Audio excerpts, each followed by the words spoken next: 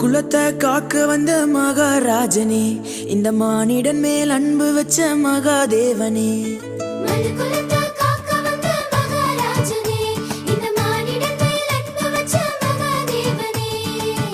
எந்தன் பாவங்களை போக்க வந்தவரே, எங்களை ரட்சித்து மீட்க வந்தீரே. உங்க அன்பை எண்ணியே நாங்கள் நன்றி சொல்லுவோம், உங்க அளவில்லா கிருபைக்காய் துதித்து பாடுவோம். உங்க அன்பை எண்ணியே நாங்கள் நன்றி சொல்லுவோம், உங்க அளவில்லா கிருபைக்காய் துதித்து பாடுவோம்.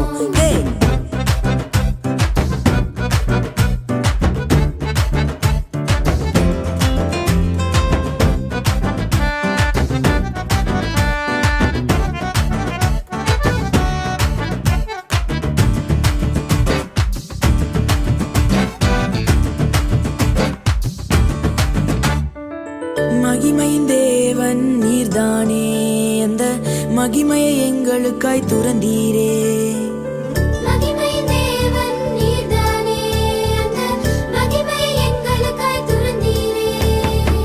மாட்டு தொழுவத்தில் பிறந்தீரே, எங்க மனசுல குடியேற வந்தீரே.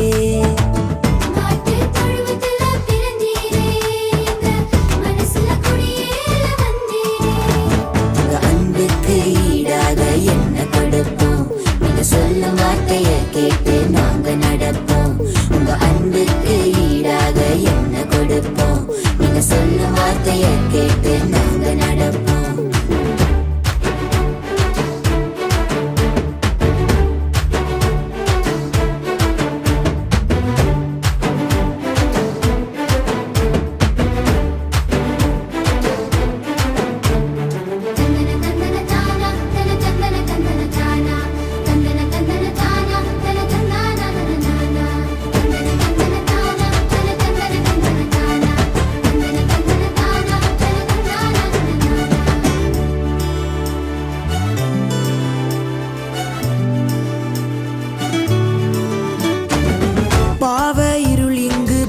போகுதே, எங்க மெய்யான ஒளிய பார்த்து ஓடி போகுதே.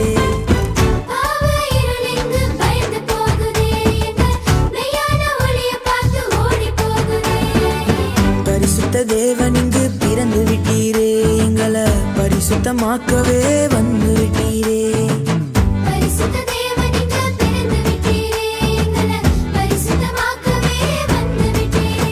உங்க அன்பை எண்ணியே நாங்கள் நன்றி சொல்லுவோம், உங்க அளவில்லா கிருபைக்காய் துதித்து பாடுவோம்.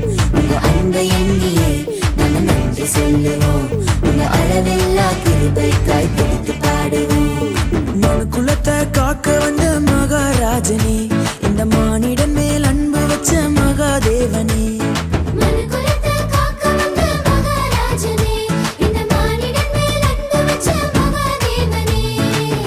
எந்தன் பாவங்களை போக்க வந்தவரே, எங்களை ரட்சித்து மீட்க வந்தீரே.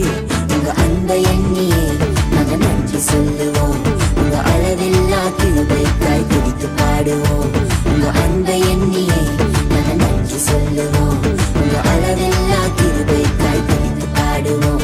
உங்க அன்பை எண்ணியே நாங்கள் நன்றி சொல்லுவோம், உங்க அளவில்லா கிருபைக்காய் துதித்து பாடுவோம். உங்க அன்பை எண்ணியே நாங்கள் நன்றி சொல்லுவோம், உங்க அளவில்லா கிருபைக்காய் துதித்து பாடுவோம். தந்தானே நானே, தந்தானே நானே, தந்தானே நானே, தந்தானே நானே. எனக்கு அன்பானவர்களே, இதோ உங்கள் அற்புதம் நிகழ்ச்சியிலே உங்களை சந்திப்பது ரொம்ப சந்தோஷம். முக்கியமாக கிறிஸ்மஸ் நாட்களிலே உங்களை சந்திப்பதில் மகிழ்ச்சி அடைகிறேன்.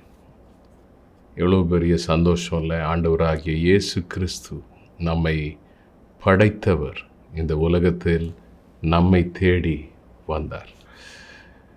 அருமையான நிகழ்ச்சியை நாம் பார்த்தோம். இன்னும் இந்த விசேஷ ப்ரோக்ராமில் சில விசேஷ நிகழ்ச்சிகள் உங்களுக்கு ஆசீர்வாதமாக இருக்கும். இப்பொழுது கர்த்தருடைய வார்த்தையை உங்களோட நான் பகிர்ந்து கொள்ள விரும்புகிறேன்.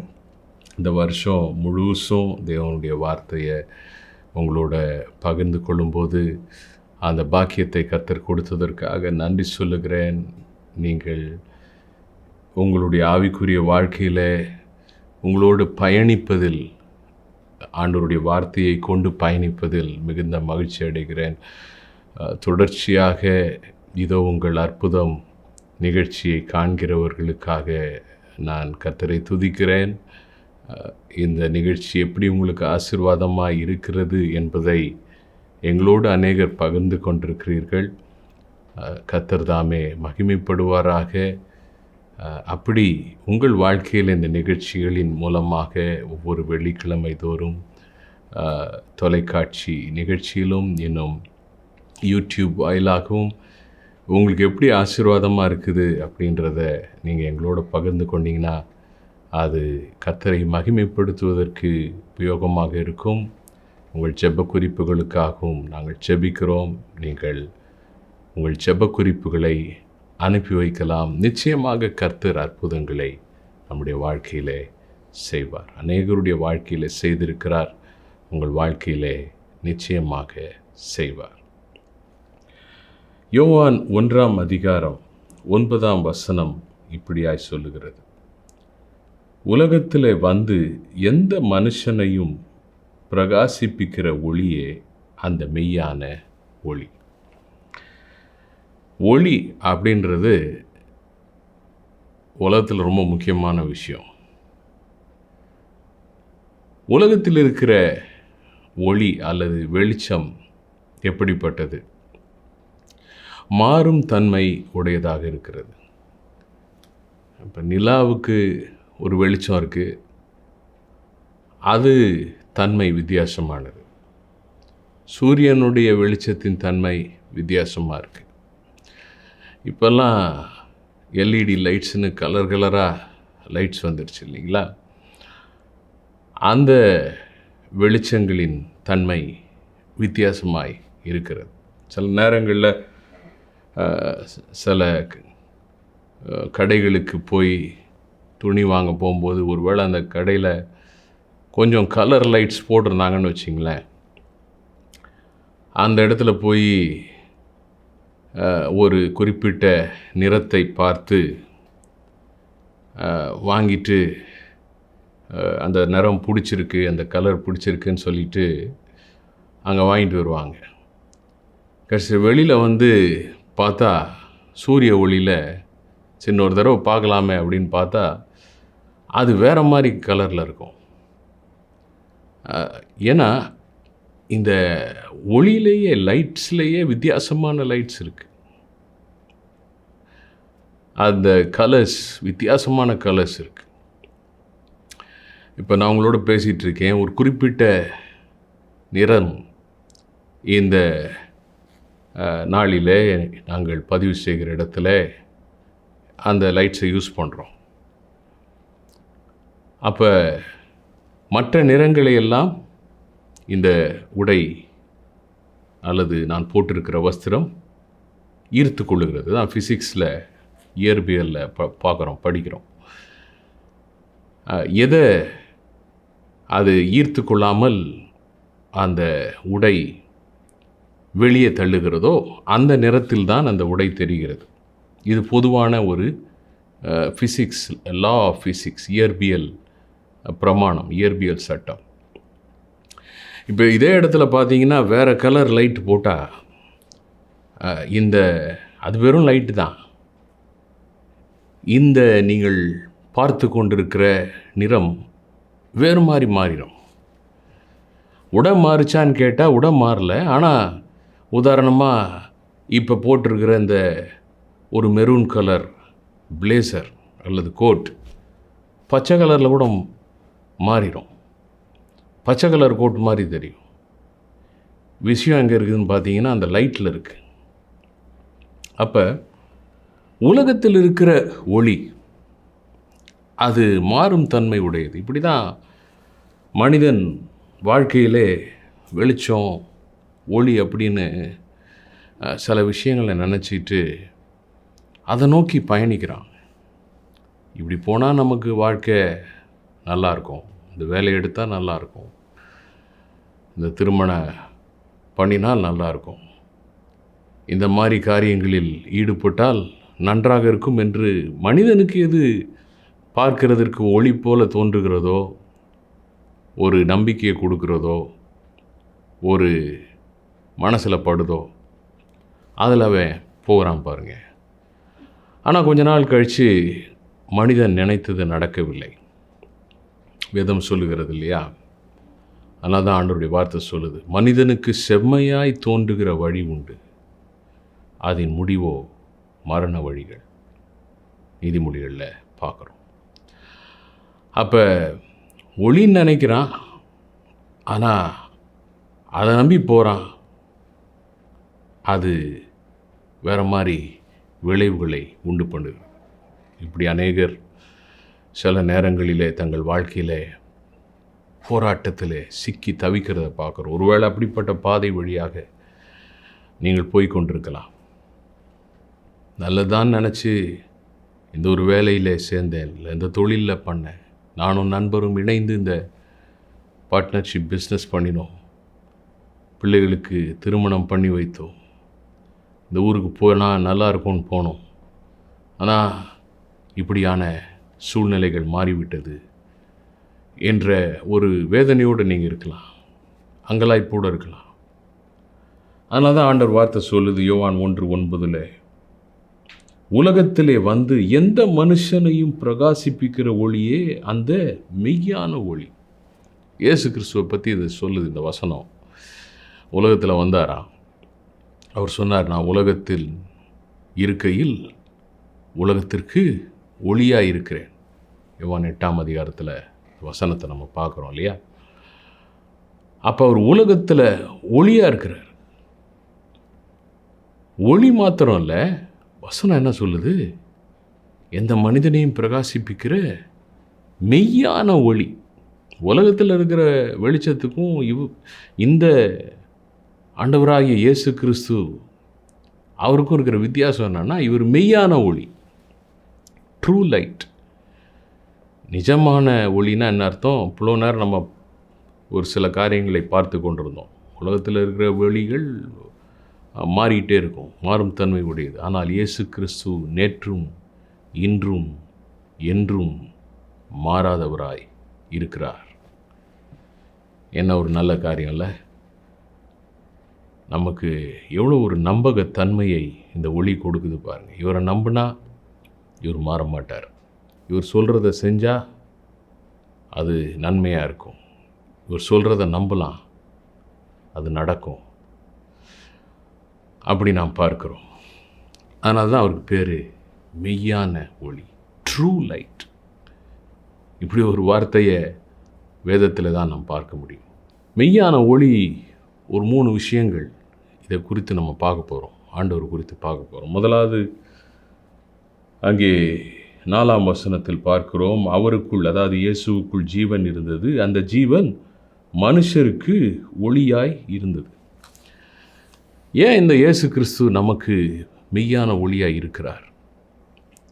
அவருடைய பிறப்பை நாம் பார்க்கும்போது அவருக்குள் ஜீவன் இருந்தது. அவர் பொதுவாக உலகத்தில் பிறந்தவங்க எல்லாருமே கணவன் மனைவி ஒரு பெற்றோருக்கு பிள்ளையாக பிறந்தாங்க.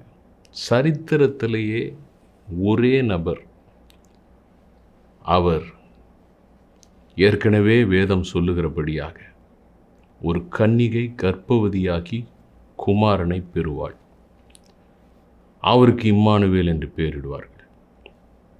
அதை நம்ம பார்க்குறோம். அங்கே ஏசாயா 9ஆம் அதிகாரம் 6ஆம் வசனத்திலும் மத்தேயு 1:23 பார்க்குறோம். அதனால் கன்னிகை கர்ப்பவதியாகி ஒரு புருஷனுடைய துணை இல்லாமல், கடவுளுடைய வார்த்தை சொல்லுகிறபடி பரிசுத்த ஆவியானவர் அந்த தேவனுடைய வார்த்தையை அனுப்பினார். அந்த வார்த்தை மரியாளுக்குள்ளே வந்து அது உயிராய் மாறினது. ஹல்லேலூயா! இது ஆச்சரியமான காரியம், அற்புதமான விஷயம். பொதுவாக ஒரு கணவன் மனைவிக்கு அந்த குழந்தை பிறக்கிறது. உயிர் தன்மை புருஷனிடத்திலிருந்து வருகிறது, உடல் அந்த குழந்தைக்கு மனைவியினிடத்திலிருந்து வருகிறது. இதுதான் உண்மை. கடவுளுடைய வார்த்தை இதை குறித்து பேசுகிறது. இதை குறித்து நிறையா சொல்லலாம், நேரம் இல்லை. அப்போ ஆண்டவர், அதாவது தூதன் மூலமாக தேவனுடைய வார்த்தை வந்தது, மரியாளிடத்திலிருந்து சரீரம் வந்தது. இயேசு கிறிஸ்து வார்த்தை மாம்சமாகி இந்த பூமியிலே பிறந்தார். அப்போ இது கடவுளுடைய ஜீவன் இயேசு கிறிஸ்துவுக்குள்ளே இருந்தது. மனித உயிர் அல்ல, மனித உயிர்த்தன்மை அல்ல, அது தேவனுடைய உயிர்த்தன்மை. பிறப்பே ஒரு அதிசயமான பிறப்பு. ஹல்லேலூயா. இயேசு கிறிஸ்து பிறந்தார். சரித்திரம் சாட்சி பகர்கிறது. சரித்திரம் இன்றைக்கு கிமு கிபி என்று விவரிக்கப்படுகிறது. எதன் அடிப்படையில்? இயேசுவின் பிறப்பின் அடிப்படையில். ஆகையினாலே அவருக்குள்ளார இருந்த அந்த உயிர்த்தன்மை அபூர்வமானது, அதிசயமானது, அதிசயங்களை செய்யக்கூடியதாக இருக்கிறது. இரண்டாவது நாம் பார்க்கிறோம், யோவான் 1ஆம் அதிகாரத்தில் 14ஆம் வசனம். அந்த வார்த்தை மாம்சமாகி கிருபையினாலும் சத்தியத்தினாலும் நிறைந்தவராய் நமக்குள்ளே வாசம் பண்ணினார், அல்லது நம் நடுவே வாசம் பண்ணினார். அவருடைய மகிமையை கண்டோம், அது பிதாவுக்கு ஒரே பேரானவருடைய மகிமைக்கு ஏற்ற மகிமையாகவே இருந்தது. இப்போ இயேசுநாதர் இந்த பூமியில் பிறந்தார், வளர்ந்தார். 30வது வயதிலிருந்து 33.5 ஆண்டுகள் வரைக்கும் 3 வருஷம் நன்மை செய்கிறவராக சுற்றி திரிந்தார், ஊழியம் செய்கிறார். அவர் யாரை போய் சந்தித்தார்னு பார்க்கும்போது, வாழ்க்கையில் உடைஞ்சு போனவங்களை சுகமாக்கினார், வியாதிப்பட்டவர்களை குணமாக்கினார், பிசாசின் பிடியில் அகப்பட்டவர்களுக்கு விடுதலை கொடுத்தார், மனநலமற்ற நோயாளிகள் அவர்கள் மனதை சுகமாக்கினார், துக்கத்தோடு இருந்தவர்களுக்கு ஆறுதலையும் சந்தோஷத்தையும் கொடுத்தார், மரித்தோரை உயிரோடு எழுப்பினார். சமுதாயத்தில் ஒடுக்கப்பட்டவர்கள், புறக்கணிக்கப்பட்டவர்கள், இவங்கெல்லாம் வேணாம் அப்படின்னு ஒதுக்கி வைக்கப்பட்டவர்களை அரவணைத்தார். அவருக்குள்ளார இருந்த அந்த ஒளி மற்றவர்கள் வாழ்க்கையில் ஒளியேற்றினது. அதான் விஷயம். ஒளியேற்றும் தீபமாக இந்த பூமியில் இருந்தார். 33.5 ஆண்டுகள் வாழ்ந்த ஒரு சரித்திர புருஷனை குறித்து இப்போ 2000 வருஷம் ஆகியும் பேசிகிட்டு இருக்கிறோம். மாத்திரம் இல்லை, ஏன்னா அவர் அவ்வளோ நன்மைகள் செய்தார். அவர் செய்த நன்மைகளை புஸ்தகத்தில் எழுத முடியாதுன்னு சொல்லிட்டு யோவான் அவருடைய சீஷர்களில் ஒருவர் சொல்லுகிறார். மத்தேயு 4ஆம் அதிகாரத்தில் ஒரு வசனம் வருகிறது. இருளிலே இருக்கிற ஜனங்கள் பெரிய வெளிச்சத்தை கண்டார்கள், மரண இருளின் திசையில் இருக்கிறவர்களுக்கு வெளிச்சம் உதித்தது. இயேசுநாதர் எங்கெல்லாம் போனாரோ அங்கெல்லாம் இருட்டில், அதாவது அந்த கஷ்டத்தில், பாவத்தில் இருக்கிறவங்க, வியாதியில் இருக்கிறவங்க, வாழ்க்கையில் நம்பிக்கை இல்லாமல் ஒருத்தவரெல்லாம் 38 வருஷமாக அப்படியே திமிர்வாதக்காரனாக கிடக்கிறார். அவரை சுகமாக்குறார். 38 வருஷம்னா வாழ்க்கையே முடிஞ்சு போச்சு. ஆனால் அவரை சுகமாக்கி வாழ வைக்கிறார். 12 வருஷம் பெரும்பாடுள்ள ஸ்திரீ, அவங்கள சுகமாக்கி சமுதாயத்துக்குள்ளாரே இருக்க முடியாத அந்த அம்மாவை வாழ சுகப்படுத்தி அவங்கள வாழ்வு கொடுக்குறார். 18 வருஷமாக கூனி போய் கிடந்த ஒரு அம்மா தொட்டு சுகமாக்குறார். நிமிர்ந்து கர்த்தரை மகிமைப்படுத்துகிறாங்க. இதெல்லாம் பார்க்கும்போது எவ்வளோ ஆச்சரியமாக இருக்கு பாருங்க.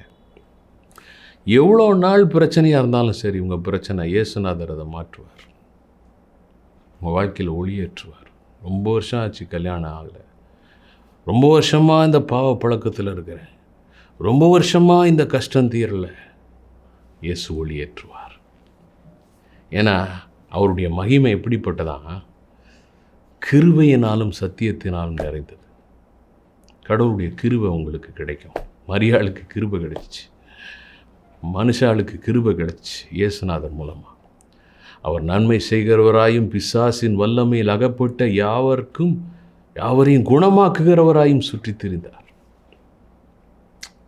நல்லவர், இயேசு நல்லவர். அவர் உங்கள் வாழ்க்கையை ஒளிமயமாக்குவார், அற்புதமாக செய்வார். கடைசியாக பார்க்குறோம், யோவான் 1ஆம் அதிகாரத்தில்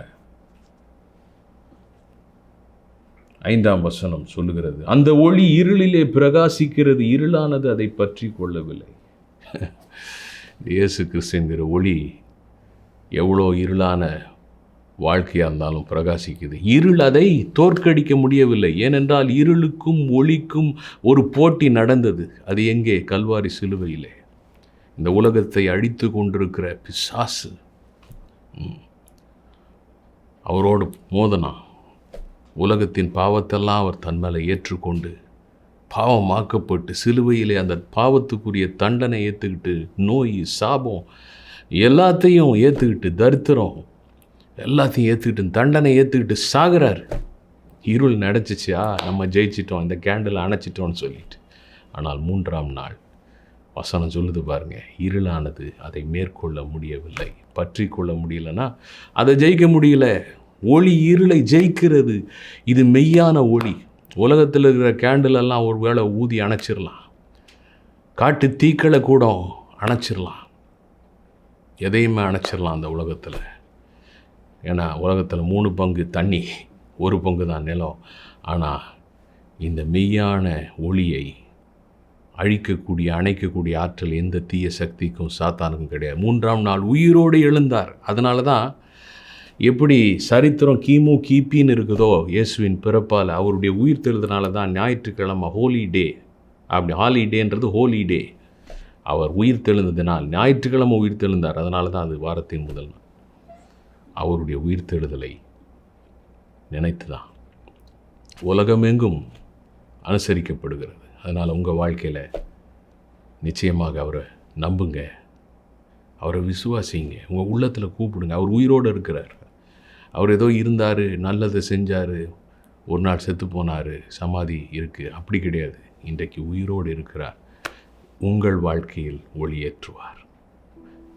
நீங்கள் ஒளி தரும் தீபமாய் நல்லா பிரகாசிப்பீங்க, மற்றவங்களுக்கு ஆசீர்வாதமாக இருப்பீங்க. இந்த ஜெபத்தை நம்பிக்கையோட சொல்லுங்க. இயேசுவே, எனக்காக இந்த உலகத்தில் வந்து என் பாவங்களுக்காக மரித்து 3ஆம் நாள் உயிர் தெழுந்ததற்காக உமக்கு நன்றி சொல்லுகிறேன். என் உள்ளத்தில் வாரும்.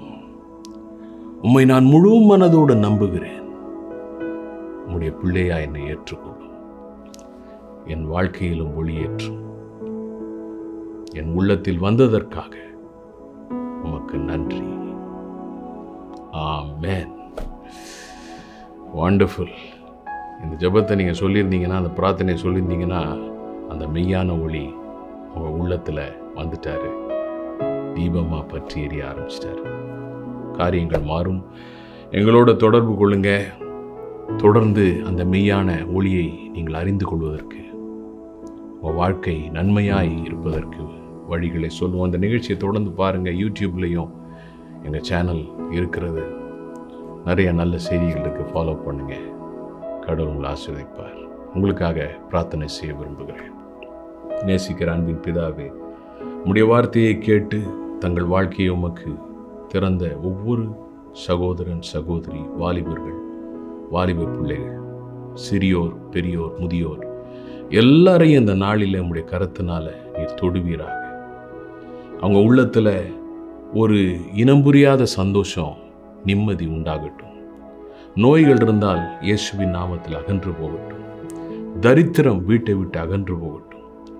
வாழ்க்கையில் தோல்வியடைந்த நிலையிலிருந்து மீண்டும் எழும்பி, அந்த வேலையில், அந்த தொழிலில், அந்த தோல்வியிலிருந்து எழும்பி ஒரு நல்ல பாதையை காட்டி அவர்களை வெற்றி பெற செய்யும். திருமண தடைகள் நீங்கி அவருடைய குடும்பத்தை கட்டி எழுப்பும். பிள்ளை இல்லை என்று சொல்லுகிறவர்களுக்கு இந்த மெய்யான ஒளி ஒரு அற்புதம் செய்வீராக.